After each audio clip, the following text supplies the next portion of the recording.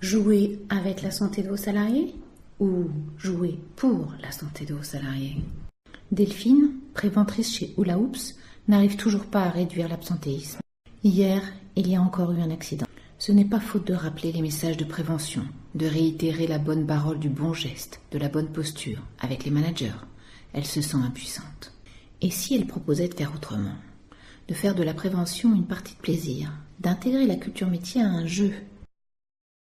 Un jeu au cours duquel les salariés auraient l'occasion de parler de leur situation de travail et de faire évoluer leur comportement, de dire ce qui va bien et ce qui leur pose problème, en mimant les postures des situations de travail réelles, en discutant charge, gestes, efforts, en analysant les conséquences d'une situation de stress, en parlant risques psychosociaux, en revisitant la circulation, le rangement, la maintenance, les risques de chute dans l'établissement, en proposant de se mettre à la place du manager ou d'un collègue de travail afin de mieux comprendre les rôles et le travail de chacun, en testant les connaissances sur l'hygiène, les addictions, les TMS, les 17 familles de risques décrits par l'INRS, en interrogeant les connaissances des salariés et les situations réelles de l'entreprise.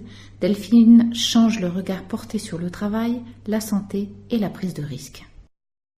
Si le jeu PEPS ne peut pas soigner vos salariés, il permet de faire bouger les lignes, de changer les perceptions et les comportements grâce à une formation innovante qui donne sa place à l'apprentissage par le plaisir, la discussion, le retour d'expérience, la confrontation à la réalité des situations de travail. Un kit d'animation accompagne le jeu. Delphine a tous les éléments de réponse à chaque question posée au cours d'une journée de travail. Mettez du PEPS dans vos formations avec le jeu de plateau Passeport PEPS, conçu par Resecum. Faites jouer vos salariés pour améliorer la santé au travail.